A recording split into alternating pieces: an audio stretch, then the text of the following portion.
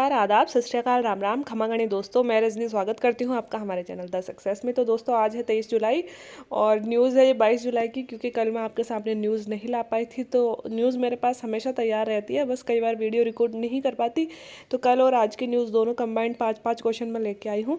तो जल्दी जल्दी आओ पढ़ लेते हैं, ताकि आपका टाइम भी ख़राब नहीं हो और आपको टॉप 5 न्यूज़ भी मिल जाए, करंट अफेयर भी मिल जाए। तो वर्ल्ड बैंक के बारे में सबसे पहले पढ़ रहे हैं दोस्तों। यहाँ पे एक आर्टिकल आया था जिसमें वर्ल्ड बैंक ने मतलब वर्ल्ड बैंक के बारे में कुछ लिखा हुआ था। मुझे लगा हम भी रिवीजन कर लेते हैं वर्ल्ड बैंक के बारे में, तो क्योंकि अक्सर वर्ल्ड बैंक आईएमएफ इनसे क्वेश्चन आते रहते हैं।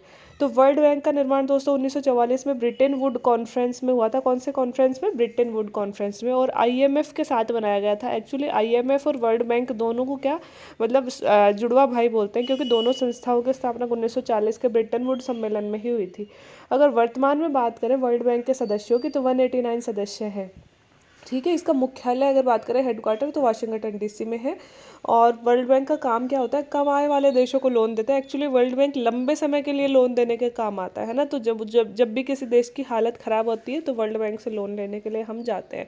सबसे इम्पोर्टेंट फैक्टर ये है कि वर्ल्ड बैंक वर्ष में 2 रिपोर्ट प्रकाशित करता है, और बहुत बार इन रिपोर्ट्स को प्रकाशित करने वालों के नाम पूछे जाते हैं और हम अक्सर गड़बड़ करते हैं। तो वर्ल्ड बैंक की दोनों रिपोर्ट्स इंपॉर्टेंट हैं, याद रख लेना। मानव विकास रिपोर्ट और विश्व विकास report. Human development index world bank ही जारी करता है, और वर्ल्ड डेवलपमेंट रिपोर्ट जो है वो वर्ल्ड बैंक ही जारी करता है। दोनों रिपोर्ट्स वर्ल्ड बैंक जारी करता है। मानव विकास सूचकांक बहुत इंपॉर्टेंट है दोस्तों, हमेशा इसमें से कोई ना कोई क्वेश्चन जरूर आ जाता है, तो वर्ल्ड बैंक के द्वारा जारी की जाती है।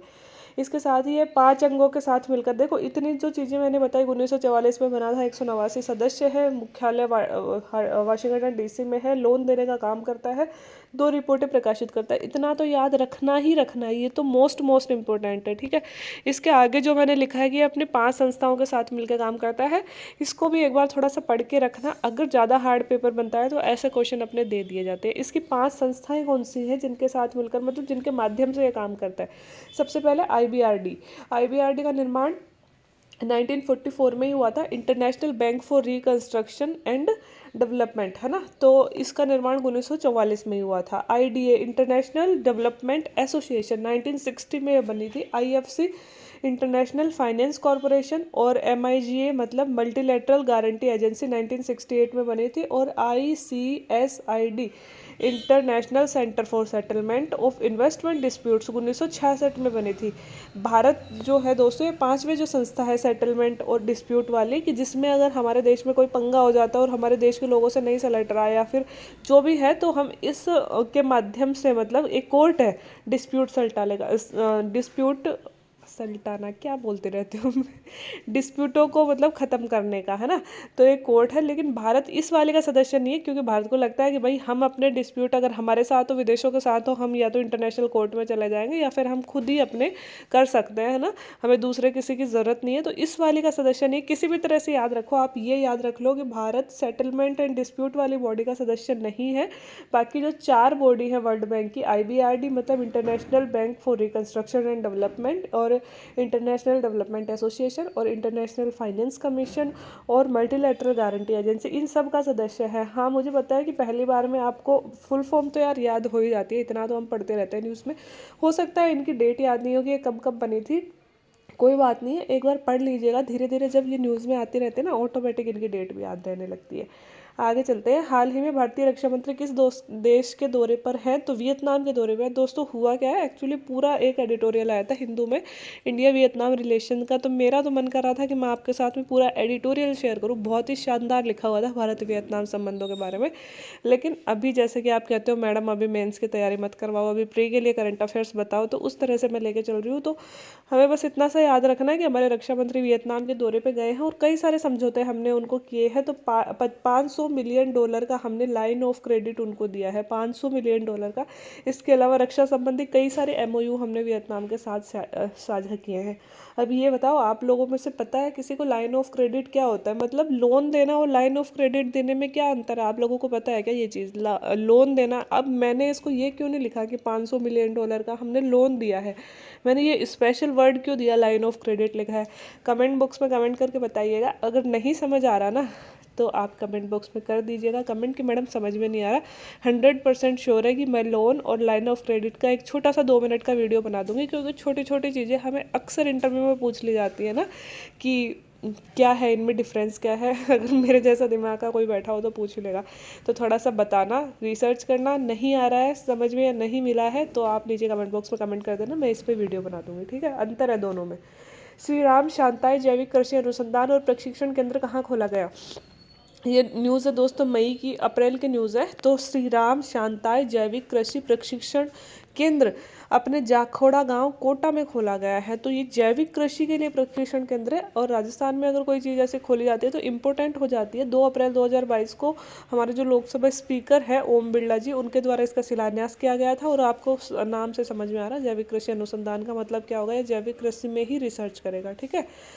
चौथा क्वेश्चन है, भारतीय सेना में पहले लड़ाकू विमान चालक महिला कौन बनी है? तो दोस्तों कैप्टन अभिलाषा बराक जो हमारी पहली लड़ाकू विमान चालक महिला बनी है। कैप्टन बराक महिला जो सेना के उड़ियन कमान में शामिल हो गई, और 2018 में कैप्टन अवनी लड़ाकू विमान चलाने वाली पहली महिला बनी थी। अब आपको दोस्तों ये याद रखना है कि ये जो महिला है अभिलाषा बराक, ये लड़ाकू विमान चालक महिला, मतलब जो लड़ाकू विमान चलाने वालों का एक दल बनाया गया है पूरा, मतलब लड़ाकू विमान के जो ड्राइवर होंगे उनका एक दल बनाया गया है। तो उस दल में शामिल फर्स्ट मतलब ड्राइवर होगी जो लड़ाकू विमान उड़ाएगी उनके साथ में।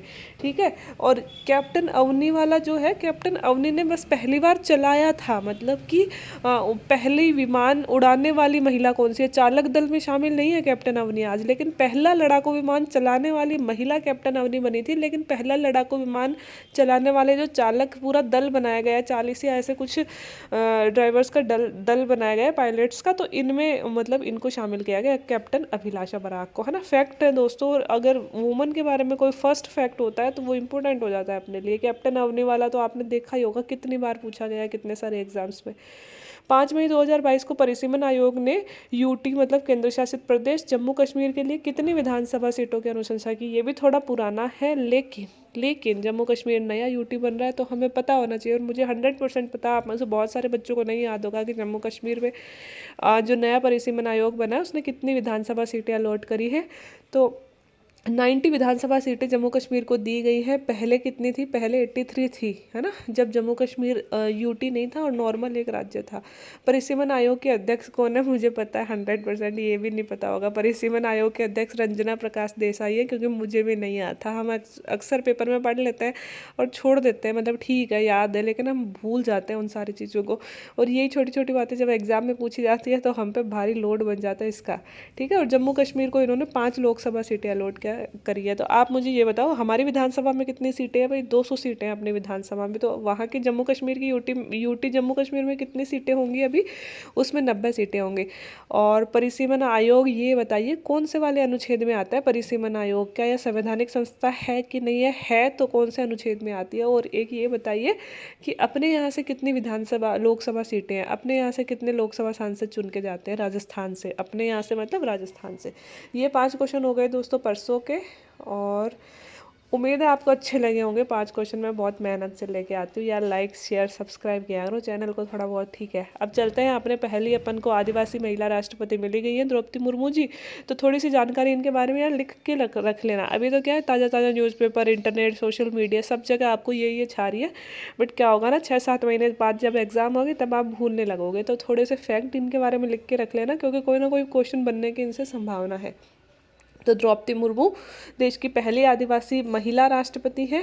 कुल इन्हें 64.3% वोट मिले, जबकि विपक्षी प्रतिद्वंदी यशवंत सिन्हा जी को 35.97 वोट मिले। कैसे लड़ते हैं राष्ट्रपति का चुनाव, कैसे सांसदों का मत वैल्यू निकाली जाती है, कैसे विधायकों की निकाली जाती है, कितने % वोट इनको चाहिए, वो सारा मैंने वीडियो बनाया है तो देख लिया करो यार। देखो तो कमेंट भी कर दिया करो। ठीक है।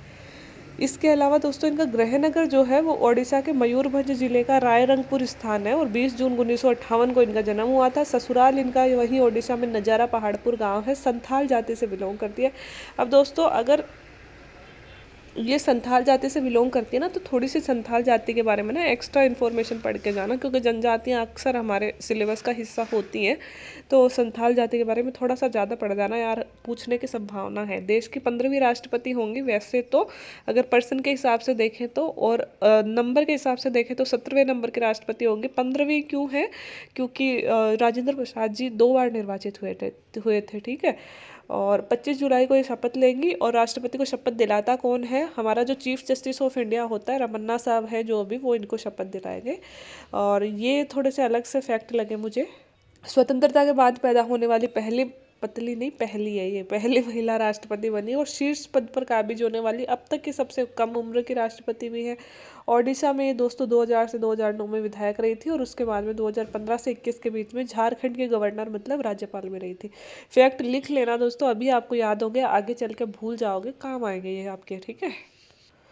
हाल ही में कौन सी पनडुब्बी डीकमीशन की गई है, तो ये इंपॉर्टेंट क्वेश्चन है दोस्तों। मतलब जो मैं फिर से आपको याद दिलाऊंगी, साइंस टेक में हम करंट में से ही पढ़ेंगे, कभी भी साइंस टेक की किताब उठा के देखने की जरूरत नहीं होगी। तो यही साइंस टेक का क्वेश्चन है हमारे लिए।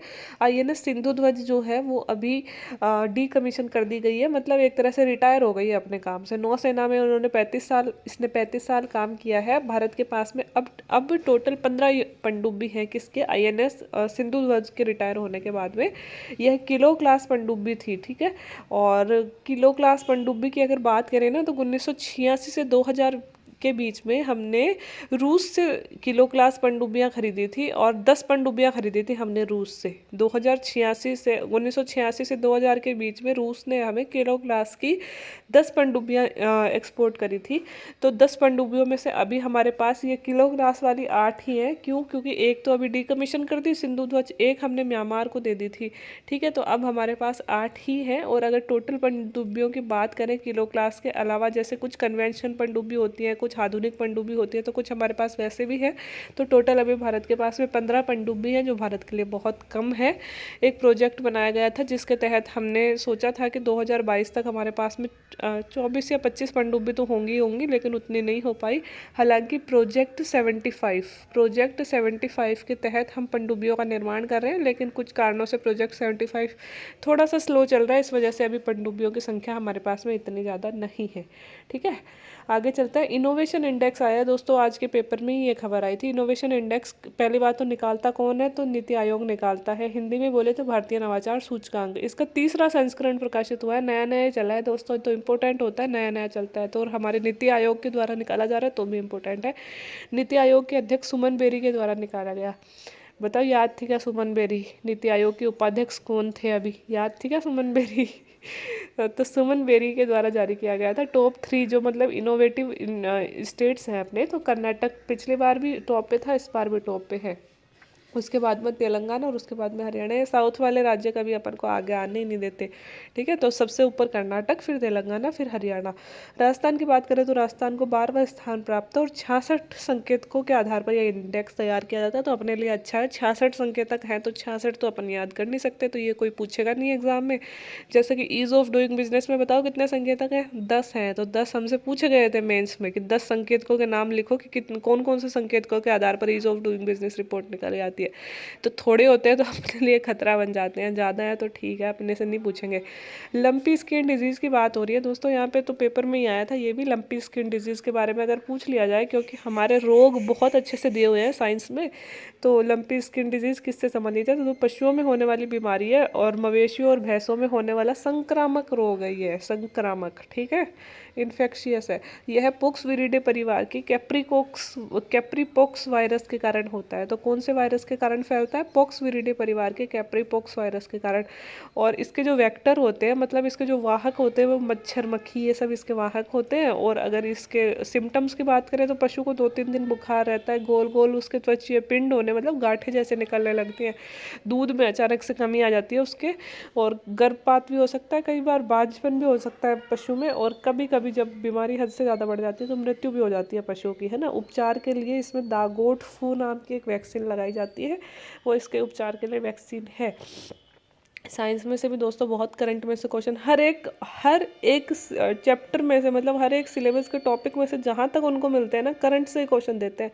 तो करंट से रिलेट करके चलो, चाहे राष्ट्रपति, जैसे मैं क्या बोल रही हूँ अभी कि अभी अपनी पॉलिटी जैसे अपन पढ़ रहे हैं ना, तो पॉलिटी में अभी चर्चा में क्या है, राष्ट्रपति के चुनाव। तो 100% श्योर है राष्ट्रपति के चुनाव में से इस बार पॉलिटी में क्वेश्चन आएगा ही आएगा। हर चीज़ को करंट से कनेक्ट करके चलो, है ना, तो थोड़ा सा हमारे सही हो जाता है। और एक है मॉस्कीरिक्स, क्या है, तो यह भी एक बीमारी से रिलेटेड ही क्वेश्चन है दोस्तों। डब्ल्यूएचओ ने एक नई वैक्सीन लॉन्च की है। हालांकि ये लॉन्च तो शायद 2019 में ही हो गई थी, लेकिन पहली बार मतलब इन्हें देशों में लगाने के लिए अलाउ किया है। तो यह मलेरिया का सब पहला अधिकृत टीका है, और डब्ल्यूएचओ ने हाल ही में 3 अफ्रीकी देशों को यह टीका उपलब्ध करवाया है लगाने के लिए। क्योंकि अफ्रीकी देश आपको पता है दोस्तों, उष्णकटिबंधीय क्षेत्रों में आते हैं, मतलब विषुवत रेखीय वर्षावन क्षेत्रों में आते हैं, जहाँ पे मलेरिया बीमारी बहुत आम है और बहुत ज़्यादा मृत्यु होती है। तो वहाँ पे मलेरिया को रोकने के लिए मॉस्कीरिक्स टीका लगाया जा रहा है, और यह मलेरिया का पहला अधिकृत टीका है। ठीक है, तो ये थे कल और आज के टॉप 10 क्वेश्चन। 15-20 मिनट लग गई, शायद 15 मिनट लग गई, बट कोई नहीं, 7 मिनट तो एक दिन के निकाल ही सकते हो, है ना। मैं 1-1.5 घंटा निकालती हूँ आपके लिए पढ़ने में, तो आप 7 मिनट तो निकाल ही सकते हो। आज के लिए इतना काफ़ी है। वीडियो अच्छा लगा है तो like share subscribe my channel.